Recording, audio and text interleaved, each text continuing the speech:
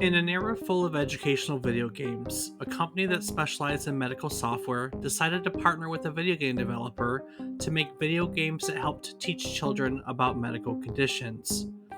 This software publisher, Raya Systems, produced four such video games: Captain Novolin, Rex Ronan, Experimental Surgeon, Packy and Marlon, as well as Bronkie the Bronchiasaurus.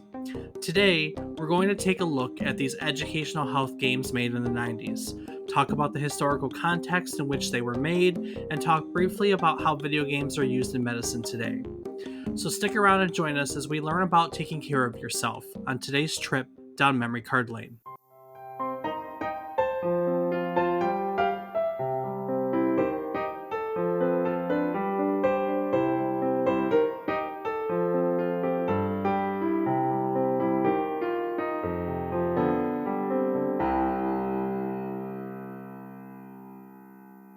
Good morning, good afternoon, and good evening. I hope these words find you well.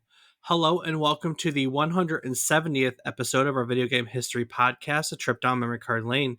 Each week, we'll tell you a story about one topic relevant to the current week in gaming history. It can be about a game, a console, a person, just one topic that I want to talk about as long as I can somehow make it relevant to this week. While doing so, we hope to teach you something new about the topic, what it took from the world as its inspiration, or what it gave back to the world in its legacy. Today, we're going to learn about some weird educational games of the 90s, courtesy of Captain Novolin, which was originally released for the Super Nintendo Entertainment System in November of 1992. See, that's that date. Yeah, see how that works? I'm David Casson, and as always, that little guy chiming in there is my co-host, who is also something educational from the 90s. He's my brother, Rob Casson. So, Rob, what can we expect to learn from you today? Well, I guess you'll just have to watch the episode and find out, won't we, Dave? Watch the episode. Well, listen to. Where You can you we? learn that Rob is very terrible at saying things. There you go. That's your lesson for the day. Yes! But he catches himself Fantastic. before Dave can do it, so True yeah. statement. So, what have you been playing this week?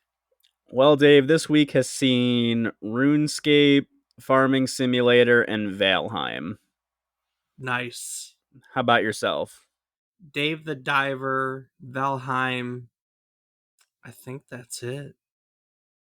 I don't think I've sat down and played anything other than Valheim this week that I can remember. Those two. So Light week for the both of us, it seems. yeah, I mean, you think that because we just came off Thanksgiving week and it was a long weekend, I would have all this time for video games. But the answer to that is no, I did not. And I'm right there with you. It was definitely a busy weekend. Being an adult is so sad sometimes.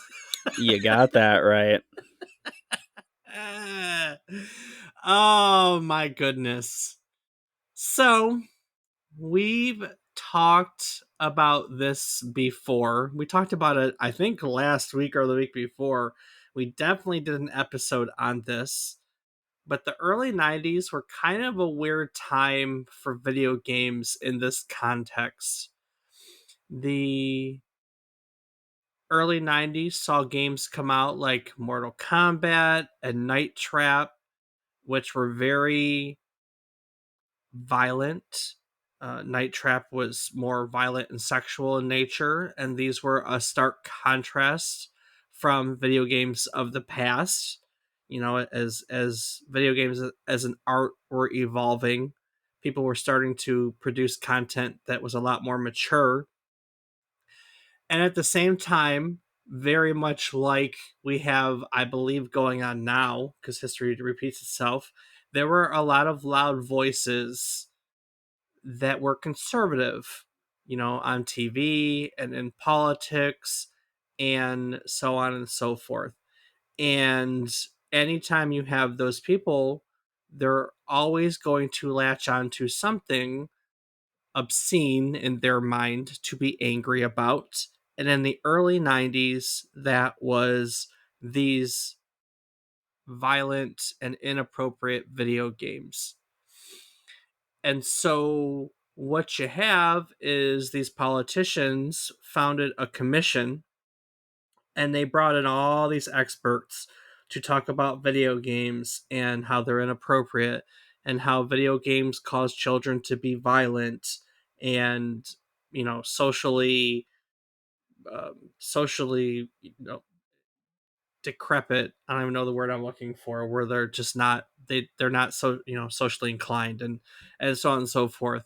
And they decided that they were going to do something about it, and these commissions led to the creation of the Entertainment Safety Rating Board, the ESRB. So now when you go buy video games and they'll say things like E for everyone, T for teen, M for mature. What's the other one? Uh, What's the one in the middle? I know we haven't had 10 to pay plus. 10 plus, maybe. We haven't had to pay attention to it so many years. So now when you go and buy a game and they have this, and then you flip around to the back and they'll tell you why it's rated M for mature, because it's got violence and sexual content and inappropriate language and blah blah blah blah. And this is all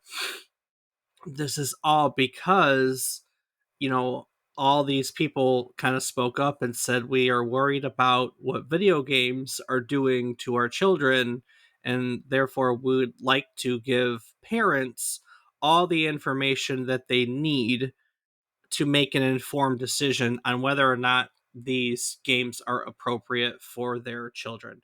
Now, I don't disagree with that concept, if I'm being honest. I think that when it comes to video games and parenting, parents should be involved and they should be able to make informed decisions on what their children can and can't play.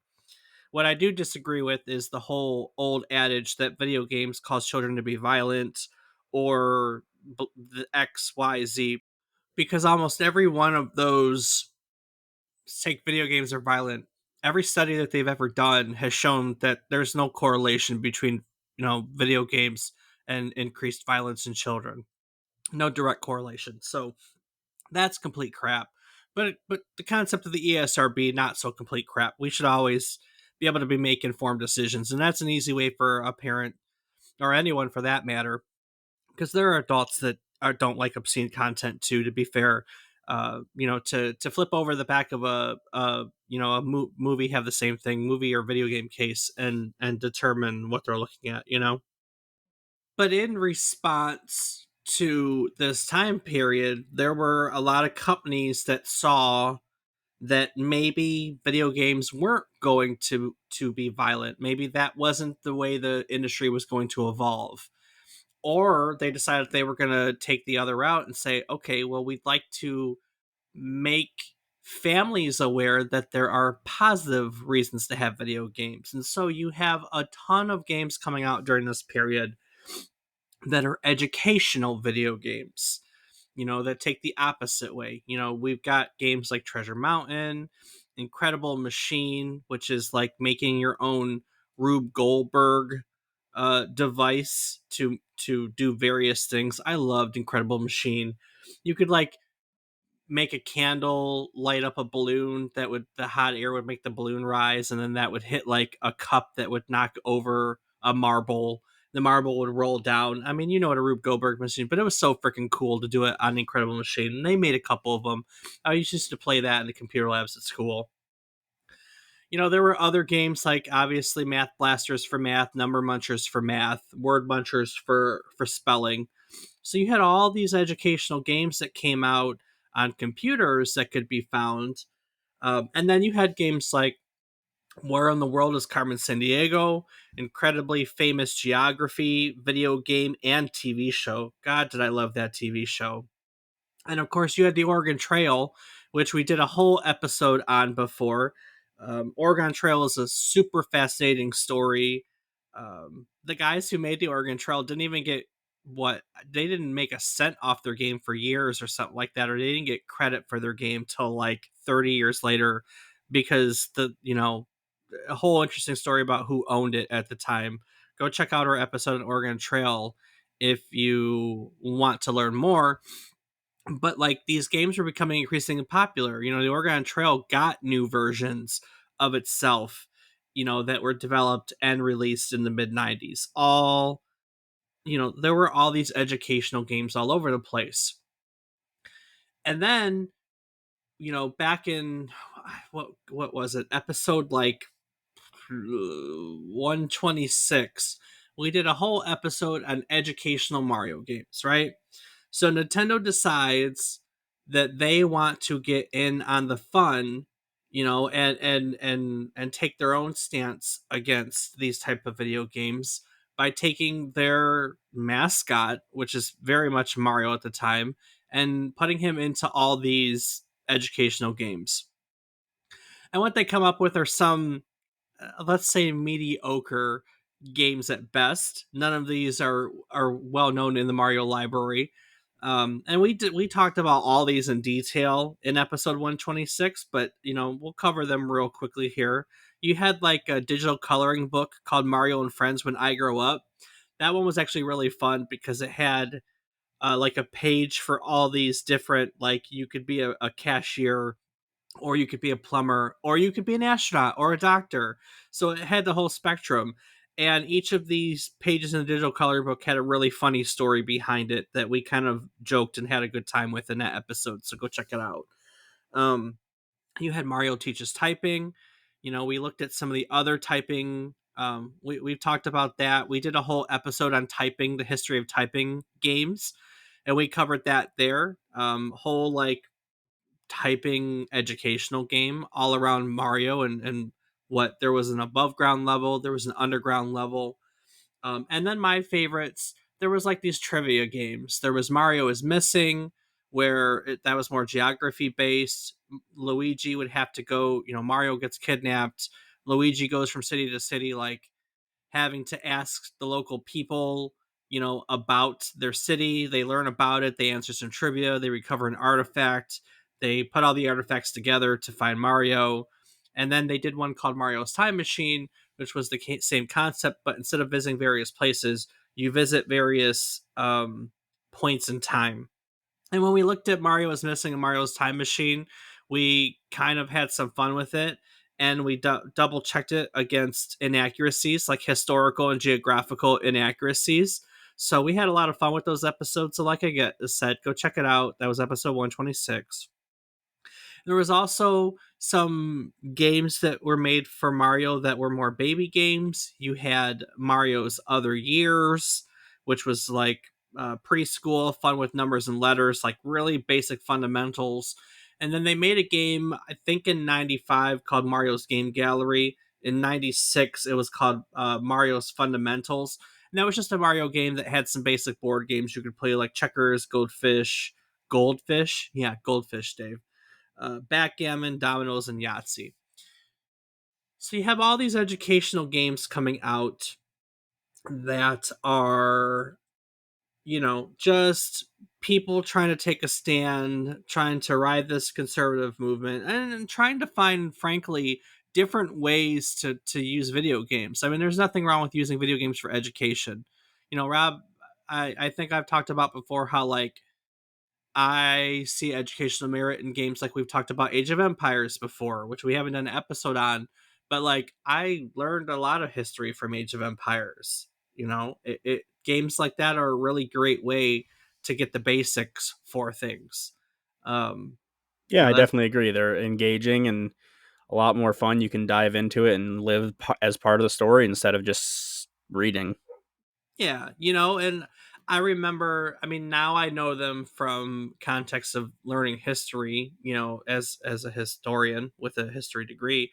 But like before I played Age of Empires, I'd never learned, for instance, what like the Hittites were, the Carthaginians, um, the Phoenicians, my favorite sea-based civilization. I had never heard those words before, and I got a decent primer in them playing those games. And when it came time to learn about them historically in my early Mesopotamian history class, things got a lot more fun. Well, we're Roman. Carthaginians is Roman, but you know what I mean. So there's a lot of merit educational games, and you had all these companies that were just taking video games and doing something different with them, for various reasons. So as all these companies are trying to produce more wholesome content for video game systems, there were others that saw the educational merit in using them for other reasons, and that would be health reasons. So, one of the companies that we're going to talk about today, the company that we're going to talk about today, is a Mountain View, California company called Raya Systems. Now, Raya had been working with medical companies for some time. I think they still work with medical companies. I believe the company is now called the Hero Health Network Incorporated, and they make like like sensing equipment that now the technology has changed where you can do like at home blood pressure, at home. I'm a diabetic and I have to take my blood sugar, and my ratings go all the way to my doctor, and if there's a weird rating or a weird trend, I'll get a call from the doctor's clinic that's like, hey, are you okay? Which hasn't happened in a long time, by the way. I'm great at taking care of myself. So it's probably a pretty good thing. Yeah, yeah. But so Hero Health Network used to be Raya Systems, and Raya had been working with all these medical companies. And here in the early '90s, they were a software developer. So they're providing them with various kinds of medical software, probably educational medical software. I couldn't find too much information on it, but I'm guessing like educational or documentation software, stuff like that. And the founder or owner of Raya at the time, he's interacting with all these medical companies, and he saw in video games a way to give children medical information. He felt that there needed to be a different way to give children medical information, and he saw that different way being video games. So their first of their ideas was to educate children about, well, diabetes management. To do so, Raya Systems went to a company called Novo Nordisk. They are makers of the Novolin brand of insulin. And they also went and reached out to the National Institutes of Health. So they had some, people who were kind of experts at diabetes management with them. And they decided that they wanted to make a game that would educate children about it. So they partnered up with a video game developer that was named Sculptured Software. Now, Sculptured Software, which eventually became part of Acclaim, had previously worked on ports of Doom. They ported the first Mortal Kombat, they ported the second Mortal Kombat, and they ported the third Mortal Kombat to Super Nintendo. So it's really amusing to find them now being hired to make educational software for children. It's like going from one extreme to the other. Well, they know their blood, gore, and body parts. That is actually a very good point. I didn't even consider that perspective when I went down this route. So Sculpture comes together with Raya, and like I said, they teamed up with Novo and they teamed up with the NIH, and together they ended up creating a character called Captain Novolin and a video game called Captain Novolin. Captain Novolin is a 2D side scroller. You play as Captain Novolin. You have to save Pineville's diabetic Mayor Gooden from aliens and the leader of the aliens, who's named Blubberman, because the mayor only has enough insulin for 48 hours, and they have him captive. That's the whole premise of the game. Well, better go save him or else he gonna die. He is, and so will you if you don't manage your diet and insulin. So before the game even starts, there is a doctor and a dietitian in the game that give you advice on how to manage your diet and manage your insulin. Now, throughout the game, after that, Captain Novolin has to avoid all these alien invaders. The alien invaders, they have the appearance of junk food items. There's guys like the serial killer and Larry Licorice. Wow. And Captain Novolin has diabetes, and he has to eat healthy meals to keep his blood glucose within a safe zone. And you can die if you let Novolin's blood glucose level go too high or too low. That's how you lose the game. Um, it's like every game back then, they were all point based. People loved their point based, even when there was no point of it. So you earned points by doing this. Not only did you could you die from getting glucose not in the safe zone, but you also earn points by keeping it in the safe zone. And there were, you earn points by keeping glucose in the safe zone. You earn points by defeating the aliens. And then every so often, at the end of stages, there would be questions popping up that related to diabetes. And you would also give bonus points um, by correctly answering the diabetes questions. Wow. So did you learn all about it from this, Dave? Yes, I learned a lot from this, very much. Not only that, but this game also has a feature whereby an actual diabetic player can specify the frequency of their real life insulin Oh injections. my god. Yeah, so the game helps you. The game helps you with that too. So Novo Nordisk, they actually distributed 10,000 free copies of this game to hospitals across the United States. There were diabetes summer camps held across the United States. That was news to me. That's a rabbit hole I went down that I can't get my time back. But they they why would there be a diabetic summer camp? I mean, like Dave, the it's number of diabetics that I know that do not take care of themselves is astronomical. So if you can teach them younger how to be smart about it, it doesn't surprise me. It really doesn't. I mean, there were probably just fat camps, to be fair.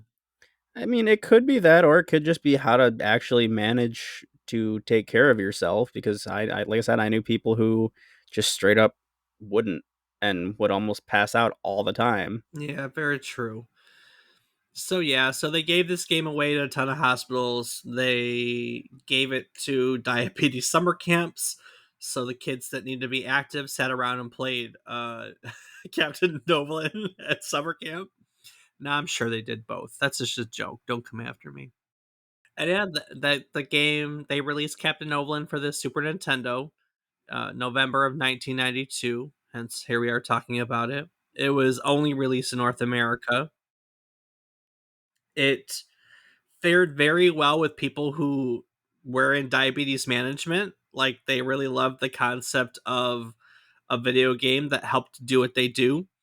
But if you weren't there to learn about diabetes, it was a really crappy video game. It rated very poor with like the percentage on the sites. Like there were like I found like three different like reviews about this, and they were all like 28, 30, and 32. I think were the percentages that the game was given. Well, So it's definitely one of those games that was made for a target audience, and those people reviewing it were not that. no, they were not. In retrospect, this game is frequently found on lists of like worst video games of all time. So, if Wow. if you're ever curious about the worst video games or diabetes management, that's a very interesting Venn diagram. Worst video game, diabetes management. In the middle, Captain Novolin. Bet you that's a Venn diagram you never thought you'd have to put together. You're right about that, Dave. Oh yeah, so but Raya Systems wasn't done there in any way, shape, or form. Their next venture was called Rex Ronan, Experimental Surgeon. Isn't that exciting? That's exciting. Possibly. So, Rex Ronan, another educational video game, also developed by Sculptured Software, also published by Raya Systems, also for the Super Nintendo. They had a trend. This game teaches players about the hazards of smoking tobacco cigarettes. So Jake Westboro is a man with it all. He's got a beautiful wife and child, a large house in the suburbs, and the massively paying position of a major CEO for the Blackburn Tobacco Company. However, Jake has been smoking since he was 15 years old, and he is now dying from the effects of the cigarettes that he once sold. As an experimental surgeon, Rex Ronan volunteers to shrink himself and shrink down to a microscopic size so he can travel inside of Jake's body and fight the various diseases that have been, that have come there as an effect of the cigarette smoking. He removes tar and nicotine from teeth. He helps remove precancerous cells, and there are other deadly health hazards that Rex Ronan fights as an experimental surgeon. I would say that's very experimental. The story, as the story goes, the tobacco company is very concerned that if Jake survives, that he'll speak to the world about the hazards of tobacco and ruin their business. So they secretly place microbots inside him in mass in an attempt to stop Rex Ronan from treating him. So if Rex Ronan dies from all these evil killbots that were sent by the company, so too does Jake. Well, damn, poor Jake. Didn't know what he was signing up for, apparently. That game sounds interesting, actually. Like a game of like getting shrunk down, like Honey I Shrunk the Kids. Isn't there another one where they get shrunk like in a little capsule and they're a submarine and they like have to go through someone's body? I vaguely remember a capsule like in a bloodstream with actual red blood cells. Or maybe I'm thinking of the Magic School Bus. I don't know. Magic School Bus, Rick and Morty. Yeah, Rick and Morty did it after the Magic School Bus, though. Let's see. That's been a trope in so many different Yeah, things, man. there's It's I'm pretty sure I can't think of it now, but I'm pretty sure there's a movie with that whole concept that I enjoyed when I because it used to come on TV when I was younger. So I remember that there was something like that in Fairly Odd Parents. yeah. I mean, you're right. They've done it over and over and over and over again. It's crazy to think of. Just a side note, like how we've come from that to where we are now, right? Because now back then, they were doing something special, I guess you could say, because there was really no talk in the early 90s about like I mean there was talk about smoking in kids, but not like it is now to the point where like they banned advertising, right? So True. when they made this game, they were like the underdog fighting against the man. I mean, that was still a big industry in the early 90s and they were targeting children as we know now, because they've been sued to high heck about it. So I mean doing something like that was kind of awesome to be honest with you. You know, I wouldn't have a lot of I don't think it'd have as much of an impact now because we don't advertise. Even though there's still smokers out there, they don't really advertise it the same way they do now or did. Yeah, definitely. It's definitely a lot different than it was when we were growing up. Cigarettes just gave way to vape. That's all. And vapes are, I mean, they're working on, educating people about the dangers of that stuff now. So, because I think it's different and it's not different. Well, it's different, but you know what I mean. It carries similar risks. How's that? I'll be There fair are to you. different risks associated with it, but there are risks nonetheless. Yes. Risks of diseases and dying. That's what I mean by similar risks. Not the same diseases and dying, but still. That's what I mean. Yeah. So they went from Rex Ronan, experimental surgeon, and then they decided to try something different. So they partnered with, or not different, depending on how you look at it, but the relationship with Sculptured Software was done. Like I said, Sculptured Software eventually became part of Acclaim, and then Acclaim kind of fell apart and everything. So that, I mean, that studio didn't last long. So Raya Systems actually partnered with a company called WaveQuest, which I couldn't find much about. And this game, they decided to do another diabetic educational title. And this game is called Packy and Marlon, um, made by WaveQuest, published by Raya for the Super Nintendo. And Packy and Marlon was designed to improve self care behavior in children's with diabetes, with type 1 diabetes. And as the story goes, there is a gang of rats that has invaded Camp Waukee and stolen the food and medical supplies and then hid them in different areas of Camp Waukee. As such, Packy and Marlin, two diabetic elephants, are tasked with retrieving the stolen goods and clearing out the malicious rodents, while also remembering to take their insulin and check their blood glucose. It's Wow. like it's like they make this one's weird because it's like they just made a game and then they're like, okay, well, we're gonna add the fact that they're insulin and add this care stuff about blood glucose. To be fair, and this probably what they did on this one. In hindsight, this is probably the best received out of the bunch of them. So, um, at the end of the game, they have to face evil bosses, Veets and Yeber of the Lunchroom Crew. I don't know why the Wikipedia decided to add that, but Veets and Yeber. I don't even That know. must be some type of food we don't know about, Dave. Veets and Yeber. I can't. But Veets and Yeber sounds like a good band name for whatever reason. A little bit, yeah, you're right. Yeah. I'd listen to a new album from Veets and Yeber. Veets, Yeber, and the Lunchroom Crew. That's exactly. Thank you. That's right. Beat Bieber and the Lunchroom Crew. You can use that. Someone already has, so you can use it too. I don't know how Captain Novolin would do in music. Rex Ronan is a good musical name for sure. For sure. So they did Packy and Marlon. I want to say 95. Rex Roland would have been 93 or 94. I want to say 94, and then the next two were 95 and 96. Um, They did Packy and Marlon. That did pretty well. So they decided that they were going to do a fourth Super Nintendo health educational game.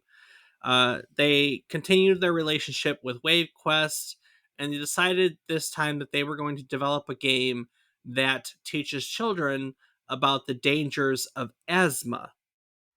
Yeah, don't catch the asthma, kids. This game is called Bronkie the Dinosaur. Bronkie the Bronchiasaurus. It's Bronkie the Bronchiasaurus. It's an educational platform game, WaveQuest, Raya, all that jazz. You know the drill. That teaches children about asthma. So as the story goes, meteors struck the prehistoric city of Sansorian. The explosions covered the earth with clouds of dust, thus causing asthma in the dinosaur world.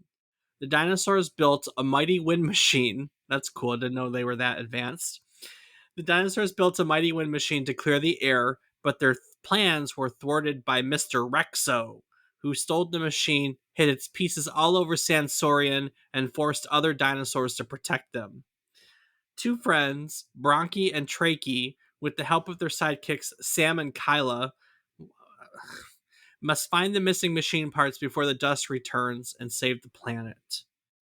Bronchi and Tranky can develop shortness of breath from tar, cigarette smoke, furry animals, and other obstacles. There are bonus games like the diabetic one where you had to learn about your blood and your insulin and all that. In Bronchi the Bronchiasaurus, you have to learn the proper use of your inhaler and other like facts about living with asthma.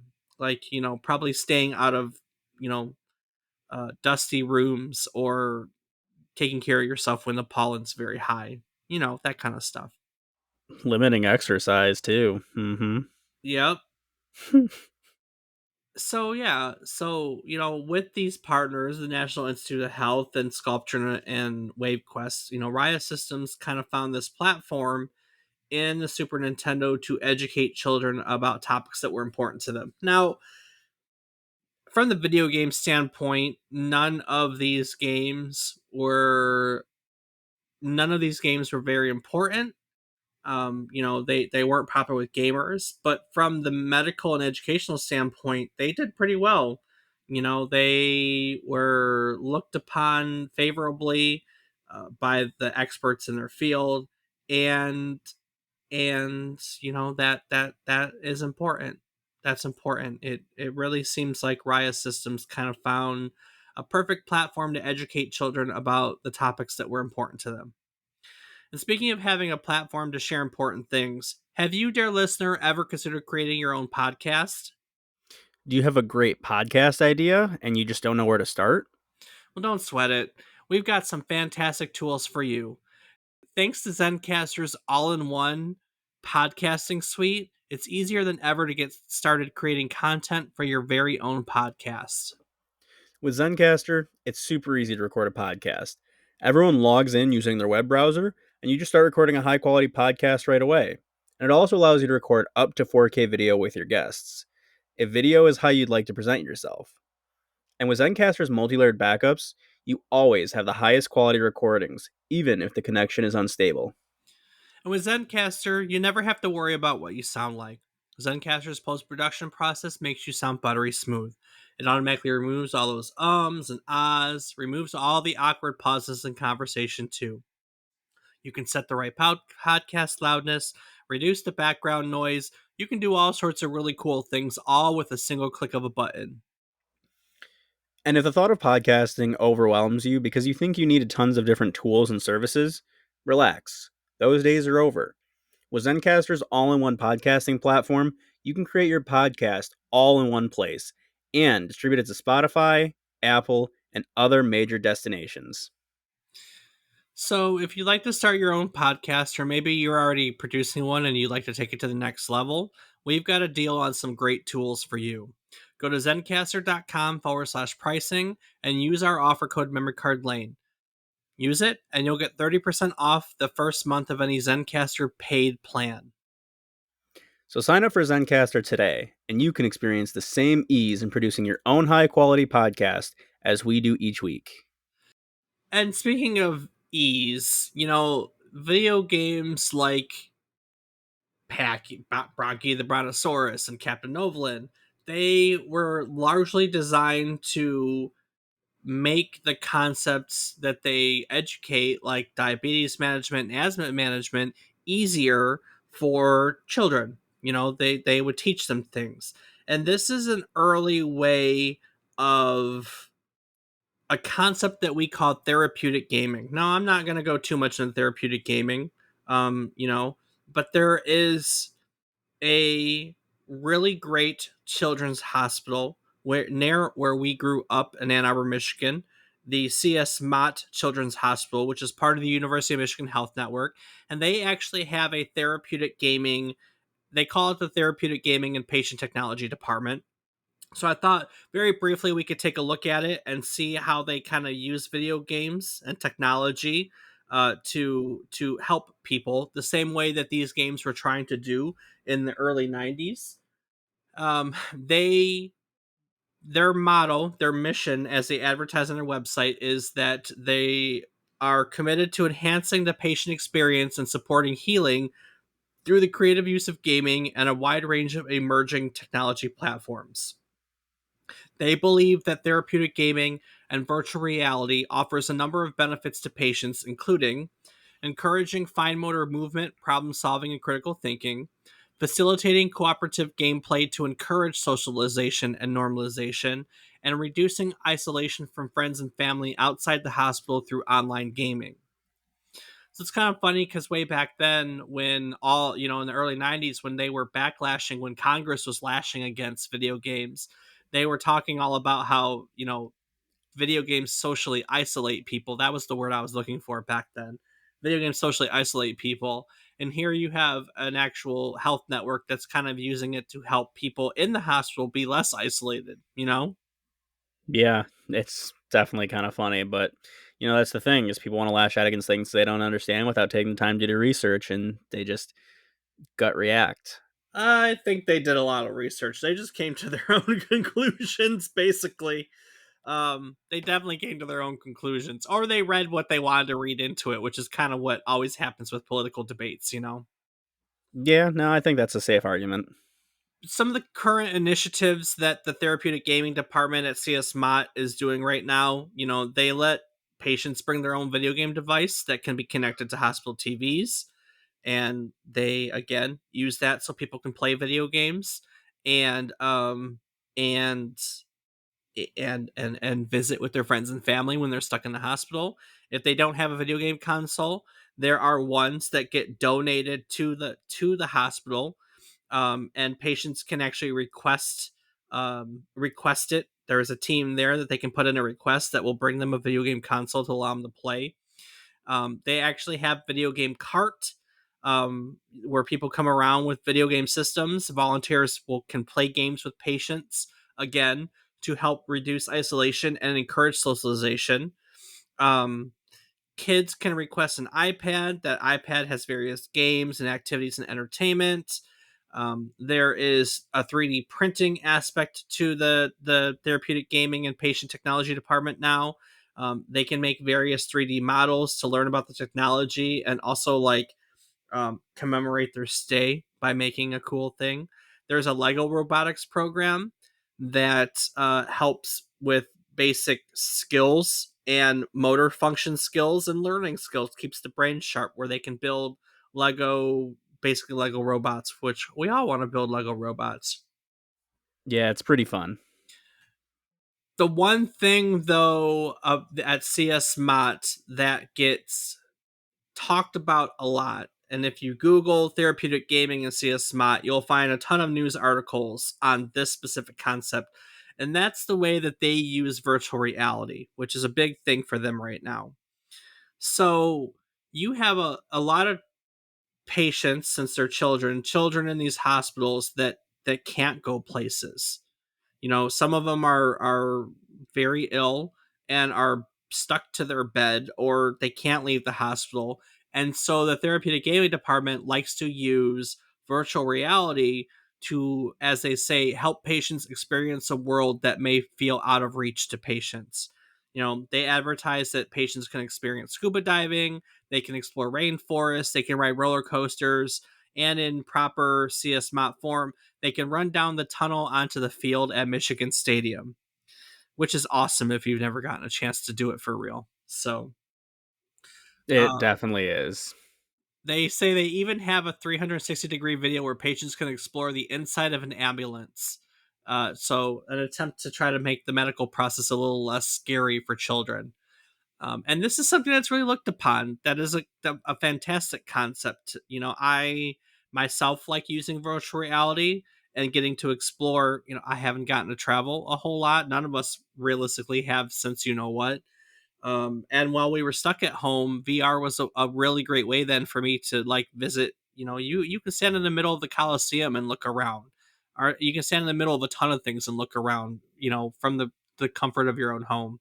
The virtual reality is a fantastic tool that the team there at CS Mott is using, for sure. Um, they also use augmented reality. Augmented is where virtual reality kind of merges with virtual reality. And, they let people play Pokemon Go. That's augmented reality. And there are software that kind of, brings fun things into the hospital environment as well. Now we're pretty well familiar with Mott. I know countless friends who have either been patients at Mott or have children at Mott, and they, I mean, it's a children's hospital. Who doesn't want to support a children's hospital? In the streaming world, video game streamers, content creators, video game enthusiasts, Twitch and Kick and whatever you use nowadays, there are streamers that participate in what's called the Stream for Mott program. One of my good friends, Grim the Dino, who streams on various platforms from time to time, he frequently participates in Stream for Mott because they helped him. Basically, it is exactly what it sounds. They do gaming marathons 24. I mean, I've seen 24-hour where different streamers take turns, and all their donations that they receive on that day um, go to get donated to CS Mott, specifically to the therapeutic gaming program, to help support all of these. That's just a way that video gamers like to give back to give back. I mean, I don't know any other way to put it. You know what I mean? Um, No, absolutely. I know I've donated to Mott streams before. I don't know. Have you tripped on them before, Rob? Yeah, I have. Yeah. So it's a especially when that's your area. Us being from Metro Detroit and Ann Arbor is right next door. CS Mott has always kind of been a part of our lives, so that's a cause that we all are pretty keen on. And if not, you're evil. I don't want to say that, but who doesn't want to support a children's hospital for real?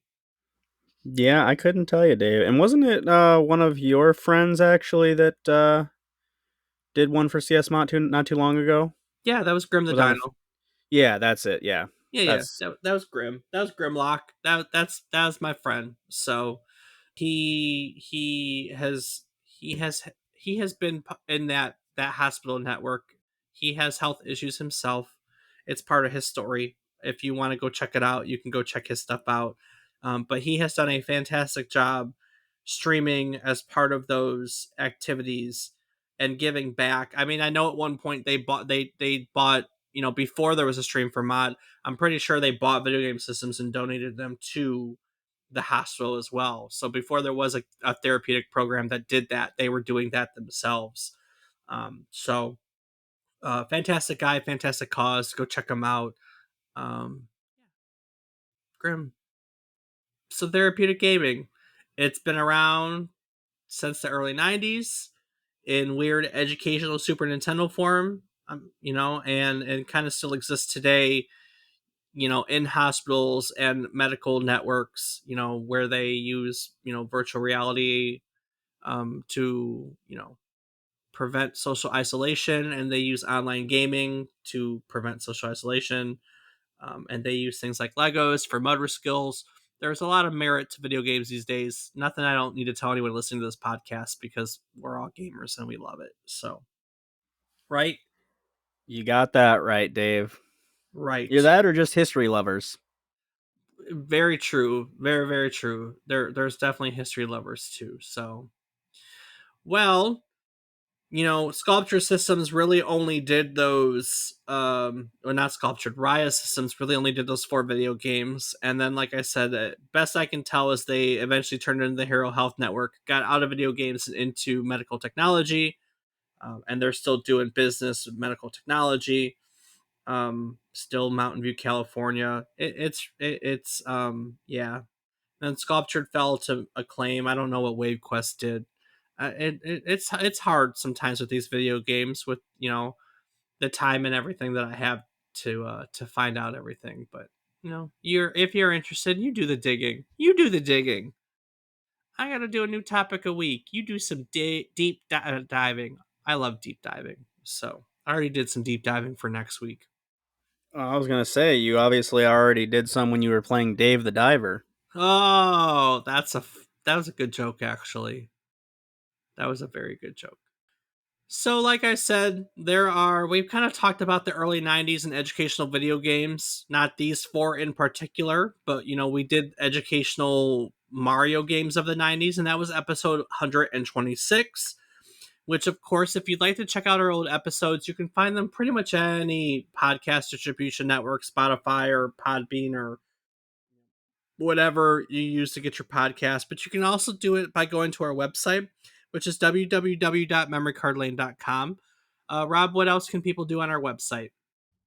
Well, we have a calendar of future episodes, so you can put some little notes in there if you want to tell us a little tidbit of fact that you may know about it, or if you would care to join and be our expert and teach us about something. That's always fun, that when we get to learn from people who've done the knowledge searches themselves. You can find a link to our Discord where you can come hang out with Dave and I and play games, shoot shit, whatever you want to do. You can find links to our Patreon, where for a few dollars you can help support Dave and I in the production of this podcast and have access to unedited and ad-free episodes. You can also find links to things such as our social media, where I am on several platforms as Rob_O_Raptor and Dave.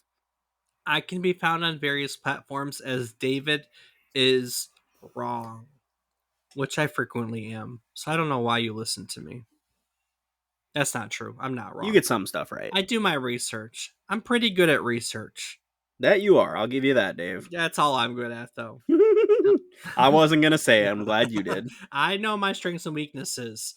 Strength, research, weaknesses, everything else. So It's an easy list. it's a really easy list.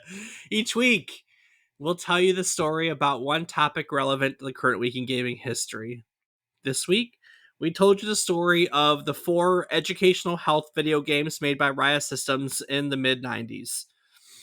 While teaching you about this topic or many others in our back catalog, we hope to teach you something new every week, something about the topic, something about what they take from the world as their inspiration, or something about what they gave back to the world in their legacy. you know, each week when we do topics, we research for the topics, and when we research for topics, we learn things. That's my favorite part about this. I learn new things about video games every week. And then I get to sit down And for an hour a week, I get to teach other people about the same weird stuff about video games that I find out. It's a lot of fun, to be honest with you, even if only a couple of you listen. Actually, more than a couple of you listen. I appreciate everyone who listens. But in recognition of this whole, we learn things, we teach them, it's a really beautiful cycle. Every week, we like to sit down and talk about our takeaways, what we learned. So, Rob, what did you learn today? Well, Dave, I learned quite a bit. I never had stumbled across any of these. Obviously, we talked about like the Mario games in the past and things like the Oregon Trail, but I never had thought of a game that taught about asthma or diabetes. Being someone who suffers from asthma, it would have been cool from a young age to know and realize what the hell was happening to me the first time I had an asthma attack, because I was coughing so bad that I ended up throwing up and didn't know what the hell was going on. And that's how I found out. That's why I said limiting exercise, because that was mine is exercise induced and it causes a violent reaction. So, it would have been cool to learn about that from a younger age, even though the game probably sucked. Uh, Having some kind of thing other than a doctor just saying, yeah, take this inhaler before working out, would have been like, oh, cool. Now I can learn a little more about it. Like, hey, there's all these other triggers. Like, it could be being around cigarette smoke all the time, or the fact that now I vape, and that it doesn't really affect me that I found yet. But obviously, the jury is still out on that one. But there's just a lot of things that I didn't realize until doing my own research, because they tell you how to fix the problem. They don't tell you, or they give you medicine to fix the problem. They don't really teach you causes and things like that. And I definitely think that the game about diabetes, like I said, there's a few people in my life who I've had to be around when they were having an episode. And you know, knowing what I do now, it would have been nice to know that stuff before, because again, it's a scary situation being with someone when they're going when their blood sugar is dipping. Mm-hmm. Um, it's scary shit, man. So Agreed. it's just cool to know that these things exist out there for people to learn, and that these resources are a thing. And although they obviously aren't great for the gaming community at large, I think that it's huge to know that there are people out there that wanted to create some fun way for younger people to learn. I mean, even older people, they could obviously enjoy these games the same, just to be able to learn about what ails them. Agreed. So that's my big takeaway. How about yourself? I had never heard of these games in any way, shape, or form. I like when I find video games I'd never heard of, because I feel like at this point I've stared at lists of, this library and that. That's literally how I do this sometimes. Like I just pull up the, show me the master list of games for this system, show me the master list of games for that system, and then I just find what sounds interesting and do research. And that's how I tripped on these, to be honest with you. I had never heard of Captain Novolin. That was the first one I found. And then I learned that Raya Systems made 4 of them in the mid 90s, and it was like a rabbit hole. And there are literally medical studies around these games that showed that they all had positive effects on the people, on children who played them. And that's why I said they didn't have much merit with gamers, but they did pretty well with medical professionals, which is great. I think using anything as a tool to better someone's life, especially video games, because that's our passion, is a great thing. So I learned about all these games. These were all new for me. So fun times, huh? Absolutely, Dave. A lot of learning for the both of us for a change. Very true. All right. Well, this was kind of a fluffy episode. Wasn't as dense or as on focus topic as a lot of others. It was some kind of fun, a little lighter. It was nice to take a break, to be honest with you. But next week we're gonna get serious, Rob. But before I discuss that, is there anything you'd like to add to today's episode? As always, Dave, I do want to take one quick moment to say thank you so much to all of you who listen. It means the world to us to have your support and know that we are able to bring a little bit of knowledge and hopefully joy and fun to your life during these episodes week in and week out. So thank you, and we really hope you do enjoy and continue to listen. Very, very true. What he said. If I ever have to put in a position where I have to do that, it's going to be a hard week. No, I'm just kidding. Next week, time to look ahead. Next week, we're going to look at how a joint venture between Sony and Nintendo led to the eventual creation of the Sony PlayStation. Straightforward. As part of our discussion, we'll look at the founding of Sony, its early history, and we'll talk about how its position as a technological innovator left it in a great position to enter the video game market. So stick around and join us again next week as we talk about the Sunny Boys on yet another trip down memory card lane. Do the thing. Doobie doop dop dop dop doo doo doo doo.